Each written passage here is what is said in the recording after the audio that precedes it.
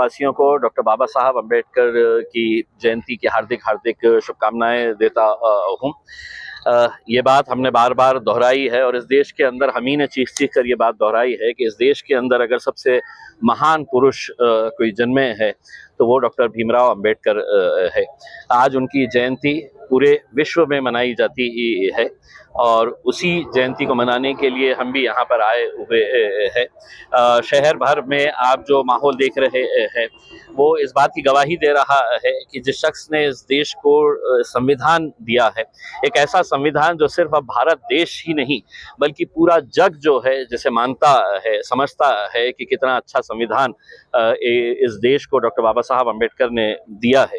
लेकिन साथ ही साथ मैं उन लोगों को भी आगाह करना चाह रहा हूँ कि इस देश के अंदर वो साजिशें भी चल रही है कि इस संविधान को कैसे बदला जाए करके।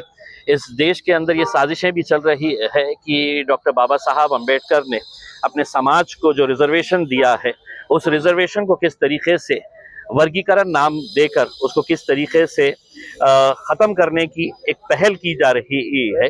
इसका समाज ने ही नहीं देशवासियों ने जमकर विरोध करना चाहिए। हम इसकी मुखालिफत करते हैं, हम इसका विरोध करते हैं और सरकार को ये बताना चाहते हैं कि अम्बेडकरी समाज का इम्तिहान बार बार मत लीजिएगा करके। ये देश अगर आगे बढ़ रहा है तो उसी संविधान की वजह से बढ़ रहा है, लेकिन इस देश के ऊपर एक नई सोच जो लादी जा रही है वो किसी तरीके से इस संविधान को हटाया जाए, बाबा साहब अम्बेडकर के विचारों को हटाया जाए, फुले शाहू के विचारों को हटाया जाए। ये जो साजिशें चल रही है तमाम देशवासियों को एक साथ मिलकर आने की आज के दिन वचन लेने की ज़रूरत है कि हम ऐसी तमाम कोशिशों को हम नाकामयाब करेंगे।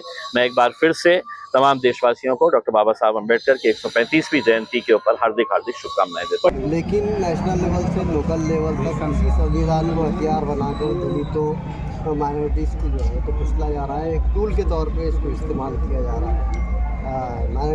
देखिए, हम ये बात बार बार दोहरा रहे हैं कि हुकूमत जो बैठी हुई है, चाहे वो राज्य सरकार की हो या केंद्र सरकार की हो, इनके पहले निशाने के ऊपर जो है वो इस देश का मुसलमान है।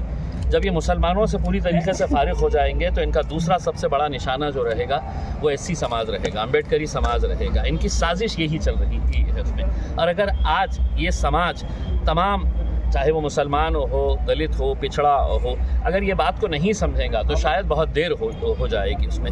ऐसा नहीं है कि आज मुझे तकलीफ़ सहनी पड़ रही है तो तुम खामोश है, कल तुम्हारे ऊपर वक्त आएगा तो मुझे भी खड़े रहना है तुम्हारे साथ उसमें। तो ये साजिशों को आज बहुत ज़्यादा ज़रूरी है हम सबको समझ कर भारतीय जनता पार्टी और आरएसएस जो षड्यंत्र रच रही है इस देश के ऊपर, उसको किसी तरीके से खत्म किया जाए। CEN न्यूज देश प्रदेश की ताजा तरीन खबरों के लिए CEN न्यूज को सब्सक्राइब करें और रहें पल पल की खबर से हर पल बाखबर।